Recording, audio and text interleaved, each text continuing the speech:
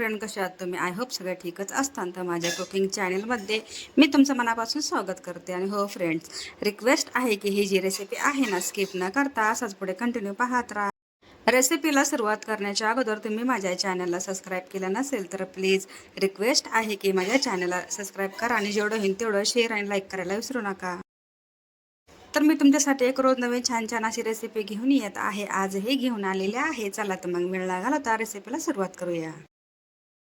तर तुम्ही सर्वात आधी पाहिलं असेल की इथे मी काय केले, मोठं असं पातेलं घेतले आणि त्या पातेल्यामध्ये जवळपास मी इथे घेतलेलं आहे 1 ते 1.5 लिटर असं पाणी. आता तर पाणी कशासाठी ते तर तुम्ही पाहिलंच आहे. त्याच्यामध्ये मी काय केले, 1 ते 2 इथे घेतलेलं आहे लवंग, 1 ते 2 इथे मी घेतलेलं आहे इलायची, त्याच्यासोबतच 1 ते 2 इथे मी घेतलेले आहे दालचिनी.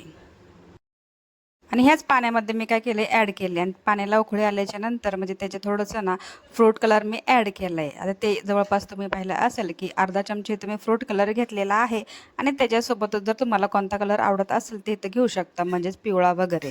आणि तुम्ही पाहू शकता इथं मी काय केलं, इथं जवळपास मी तांदूळ घेतलेला आहे पावशेर. क्वांटिटी तुमच्या हिशोबाने तुम्ही घेऊ शकता.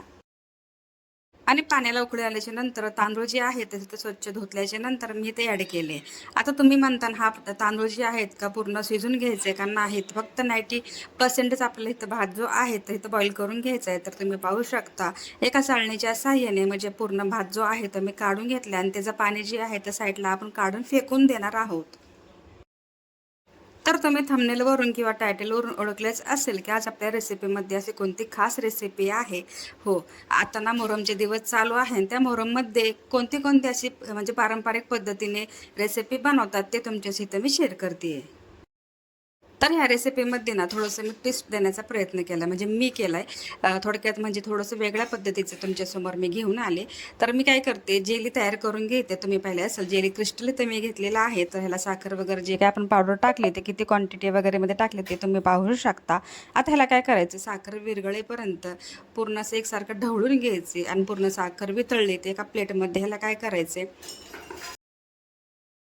ओतून घ्यायचे आणि 10 ते 15 मिनिटासाठी ह्याला थंड होऊ द्यायचे. जर तुमच्याकडे वेळ नसेल तर तुम्ही फ्रीजमध्ये ठेवू शकता. लगेच 5 मिनिटाच्या आतमध्ये हे काय होतं की पूर्ण सेट होतं आणि नंतर 15 मिनिटाच्या नंतर इथं तुम्ही पाहू शकता. इथं मी ना जेली आहे ते कट करायला घेतली आहे आणि कशा पद्धतीने कट झाले तेही तुम्ही पाहू शकता. एकदम मस्त परफेक्ट अशी आपली जेली तयार झाली. आता ह्याला तर साईडला ठेवून देऊया. तर आपण इथं कढई जी आहे तर तापून घेतली, त्याच्यामध्ये थोडंसं साजूक तूप इथं ॲडही केले. आता आपल्याला काय करायचं आहे, काजू आणि जे बदाम आहेत ना ते थोडंसं आपल्याला ना लाईट गोल्डन होईपर्यंत आपल्या तुपामध्ये परतून घ्यायचे. त्याच्यासोबतच इथे ना मी काही मनुकेही घेतलेले आहे. तर तुम्ही काय करायचं, मस्तपैकी खमंग असे भाजून म्हणजे तळून घ्यायचे ते. आणि हे काय करायचं नंतर आपल्याला पुढच्या रेसिपीसाठी लागणार आहे. तर आपलं जर्दा राईस आहे ना आता खूप छान दिसला पाहिजे अशा पद्धतीने आज इथं आपण जे आहे ते सर्व काही तळून घेतोय. तर आपले काजू, बदाम, मनुके इथं ना तुपामध्ये फ्राय झाले. ते आपण काय करूया, एका वाटीमध्ये चमच्याच्या साहाय्याने इथं सर्व काय आहे ते काढून घेऊया. आपल्याला तूप वगैरे काही या कढईमध्ये ॲड करायची गरज नाही. जर तुम्हाला आवडत असेल तर तुम्ही इथं ॲड करू शकता. त्याच कढईमध्ये जेवढं तूप आहे तेवढ्यातच मी काय केलं, इथं जे आपला राईस आहे ना तो ओव्हरकुक झालेला नाही आणखीन, म्हणजे 90%च आपण इथं फक्त बॉईल करून घेतलेला आहे ना, तोच आपण इथं कढईमध्ये ॲड करतोय. आता काय करायचे, जशा पद्धतीने आपण लेयर लावतो तशा, म्हणजे चिकनची कसं वगैरे तुम्ही लेयर लावता तशा पद्धतीने त्या लेयर लावायचे. कारण मी आधी एक रेसिपी तुमच्याशी मी शेअर केली आहे, तर डायरेक्ट त्याच्यामध्ये मी काय केले, तांदळामध्ये शिजताना म्हणजे साखर टाकलेली आहे. तर खूप छानपैकी झाला. पण ही रेसिपी तुमच्याशी ज्यांना कोणाला ती रेसिपी येत नसेल तर ही सोप्या पद्धतीने तुमच्याशी रेसिपी शेअर करते.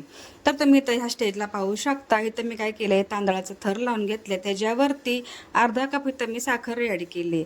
तर पुन्हा मी काय केलं, जो आपला राईस शिल्लक होता ना तो ह्याच्यावरती ॲड केला आहे. आणि त्याच्यावरती पुन्हा मी काय केलं, जी साखर आहे अर्धा कप घेतली होती ती पूर्ण म्हणजे सगळीकडे एकसारखी लेवल करून घेतली. तर तुम्ही पाहू शकता. आणि जेवढी मी साखर घेतली ना पावशेर तांदळाला, तेवढी अशी परफेक्ट झाली. खूप म्हणजे एकदम करेक्ट अशी ही साखर झालेली. म्हणजे काय होतं, खूप गोडही नाही खूप कमीही नाही, अशा पद्धतीने हे साखर मेजरमेंट खूप सुंदरपैकी झालेलं आहे. तर आपण गुलाबजामसाठी जो मावा वापरतो ना तोच इथं मी घेतलेला आहे. तर तुम्ही पाहू शकता थोडं थोडं असे मी मस्तपैकी गार्निशिंग करून घेते. आणि साखर जी आहे तर तशीच ठेवली, ह्याला मिक्स लगेच करायची नाही. तर कधी करायचे पण तुम्हाला सांगते, व्हिडिओ स्किप करू नका कारण रेसिपी तुम्हाला पूर्ण अशी कळणार नाही. आणि आपण काजू बदाम मनुके आपण तुपामध्ये फ्राय करून घेतलेले होते ना, ते पण थोडेसे मी ह्याच्यामध्ये ॲड केले आणि थोडे नंतर आपल्या प्लेटिंगसाठी ठेवलेलं आहे. आणि त्याच्यावरती जे आपले चेरीज मार्केटमध्ये मिळतात तेही मी ह्याच्यावरती ठेवलेले आहेत. कशा प्रकारे आपली ना ही रेसिपी दिसते ते तुम्ही पाहूनच म्हणजे कळू शकता की कशा प्रकारे रेसिपी झाली. आता ह्याला काय करायचं, जवळपास आहे ना 7 ते 8 मिनिटासाठी कमी गॅसवरती झाकून ठेवायचे. आणि नंतर तुम्ही पाहू शकता की साखरेचं जे पाणी काय सुटलं होतं ते पूर्ण सुकून गेले.